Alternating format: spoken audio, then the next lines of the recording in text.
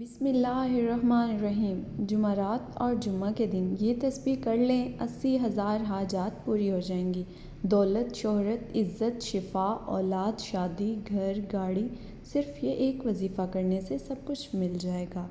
ماہ شعبان کے مہینے کے اندر جو بندہ جمعرات یا جمعہ کے دن اس عمل کو کر لیتا ہے، اگر اس بندے کی 70,000 حاجتیں ہوں، وہ 70,000 مرتبہ الگ الگ اللہ کی بارگاہ میں دعا کرے تو ہر بار جب وہ دعا کرے گا، اللہ تبارک و تعالیٰ اس کی دعا کو قبول فرما لے گا۔ تو پھر آپ اندازہ کر سکتے ہیں کہ اس عمل کی کتنی طاقت ہوگی، اس عمل کی کتنی تاثیر ہوگی کہ اگر بندہ ایک ہی وقت میں 70,000 مرتبہ اللہ کی بارگاہ میں ہاتھ اٹھائے اور ہر بار الگ کچھ مانگے، اللہ تبارک و تعالیٰ اس کو عطا فرما دے گا۔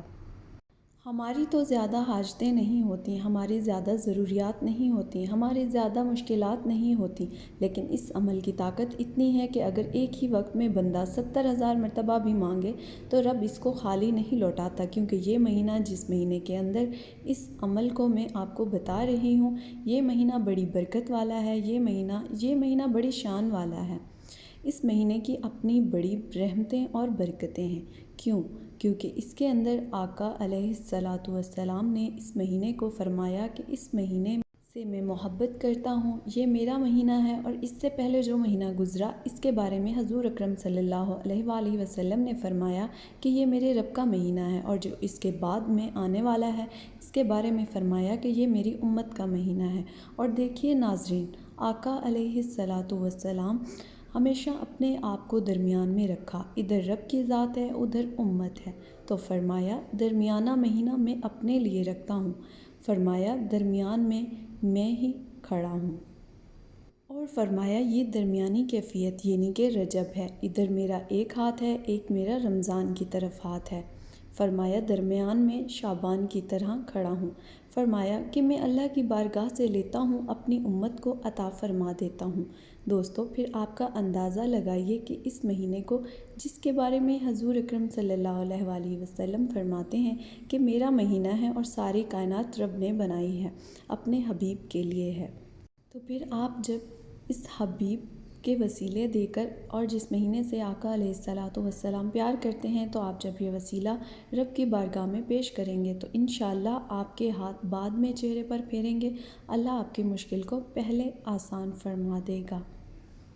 اللہ تبارک و تعالیٰ نے ہمیں کسی کے رہنمائی کرنے والا بنایا، کسی کا وسیلہ بنایا، ہمارے ذریعے سے اگر کسی کی مشکلات آسان ہو جائیں تو ہمیں اس سے اور بڑھ کر کیا چاہیے۔ اس لیے جب دوست احباب پھر جب ان کے مقاصد حاصل ہوتے ہیں، حل ہو جاتے ہیں ان کے، پھر وہ جب ہمیں بتاتے ہیں تو بہت زیادہ خوشی ہوتی ہے۔ یہ عمل بڑا قیمتی ہے۔ اگر کسی میری ماں بہن کو اولاد کا مسئلہ ہے یا گھر کے اندر ایسا مسئلہ ہے کہ بیماریاں ہیں، تو آپ نے ایک گلاس پانی رکھ لینا ہے، پانی کے اوپر دم کر کے آپ سارے گھر والے بھی پی سکتے ہیں اور سب کو انشاءاللہ شفا یابی ہوگی۔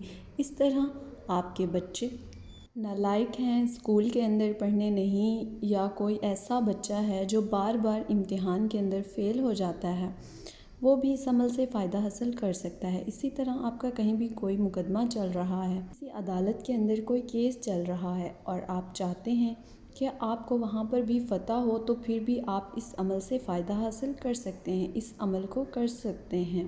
آپ کا جو مقصد ہوگا، آپ نے اس مقصد کو اپنے ذہن میں رکھنا ہے، اپنے دماغ میں رکھنا ہے، اور اسی طرح اس کے بعد کاروبار نہیں چلتا تو آپ اس کے لیے بھی اس کے بعد عمل کر سکتے ہیں۔ اس عمل کے ذریعے آپ خود نظارے دیکھیں گے کہ پھر آپ کا کاروبار کتنا عروج پر جاتا ہے۔ اسی طرح اگر آپ کے گھر کے اندر مختلف پریشانیاں ہیں اور آپ کے گھر کے اندر بے چینی ہے، سکون نہیں ہے، اور اپنے گھر میں اندر ہی چاہتے ہیں، تو پھر آپ اپنے گھر کی سکونیت کے لیے اس عمل کو ایک مرتبہ ضرور کیجئے گا۔ انشاءاللہ اتفاق کی دولت ملے گی، آپس میں محبت پیدا ہوگی، بے چینیاں اور بے سکونیاں ختم ہوں گی انشاءاللہ۔ اسی طرح آپ کا کوئی بھی کاروبار کا مسئلہ ہے، آپ کو اولاد کا مسئلہ ہے، یا اولاد کے رشتے نہیں آتے، ان کی اسی طرح کی کوئی مسئلہ ہے، تو آپ پھر بھی آپ اس عمل سے انشاءاللہ فائدہ اٹھا سکتے ہیں۔ یہ عمل بڑا مجرب ہے، آپ اس عمل کو ایک مرتبہ ضرور کریں۔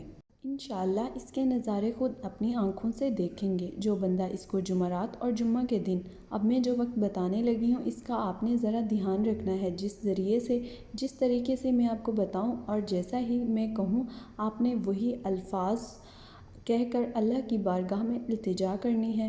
فقط ایک دن کا عمل ہے۔ آپ جمعرات کے دن عشاء کے بعد کر سکتے ہیں اور جمعہ کے دن عصر کی نماز کے بعد بھی کیا جا سکتا ہے، اور عشاء کے بعد بھی آپ اس عمل کو کر سکتے ہیں۔ سب سے پہلے آپ نے کرنا کیا ہے؟ سب سے پہلے آپ تازہ وضو کریں گے۔ اس عمل کے لیے آپ نماز پڑھ کر آپ سونے سے پہلے بھی اس عمل کو کرنا چاہتے ہیں جو کر سکتے ہیں، لیکن جب اس عمل کو کریں، اس عمل کے دوران کسی سے بھی آپ نے گفتگو نہیں کرنی۔ گھر کے اندر چھوٹا فرد ہو یا بڑا فرد ہو یا کوئی بھی شخص ہو، آپ نے سب کو پہلے بتا دینا ہے کہ مجھے اس عمل کے دوران پریشان نہ کیجیے گا، میرے ساتھ گفتگو نہ کیجیے گا۔ اگر آپ کوشش کریں تو کسی کو بتائے بغیر بھی کسی تنہائی والی جگہ میں بیٹھ کر اس عمل کو کریں گے تو آپ کو انشاءاللہ مزید اس کا زیادہ فائدہ حاصل ہوگا۔ سب سے پہلے آپ نے وضو کرنا ہے، تازہ وضو کرنا ہے، ایک مصلی لے لینا ہے، اس کے اوپر بیٹھ جانا ہے، اور بیٹھنے کے بعد آپ نے قبلہ کی جانب اپنا چہرہ رکھنا ہے۔ قبلہ کی جانب کے علاوہ کسی اور جانب نہ کیجیے گا۔ قبلہ کی جانب منہ کر کے آپ نے اس عمل کو کرنا ہے۔ سب سے پہلے آپ نے ایک تسبیح جو ہے کم از کم 21 مرتبہ، ایک تسبیح سے مراد جو ہے وہ 21 مرتبہ آپ نے اعوذ باللہ من الشیطان الرجیم پڑھنا ہے۔ اللہ میری حفاظت فرمائے۔ سب سے پہلے آپ نے اپنی حفاظت کی دعا کرنی ہے، اس لیے آپ نے سب سے پہلے 21 مرتبہ اعوذ باللہ من الشیطان الرجیم پڑھنا ہے۔ اس کے بعد آپ نے پھر اللہ کا ذکر کرنا ہے، اللہ اکبر اللہ اکبر اللہ اکبر پڑھ لینا ہے۔ پھر 21 مرتبہ پڑھنے کے بعد آپ نے 11 مرتبہ درود پاک پڑھنا ہے۔ درود پاک کے بارے میں اب جو آپ کو درود پاک آتا ہے وہ درود ابراہیم پڑھ لیں، یا اگر درود ابراہیم وہ جو ہم نماز کے وقت پڑھتے ہیں، اگر یہ نہیں آتا تو پھر آپ کوئی درود پاک پڑھ لیں۔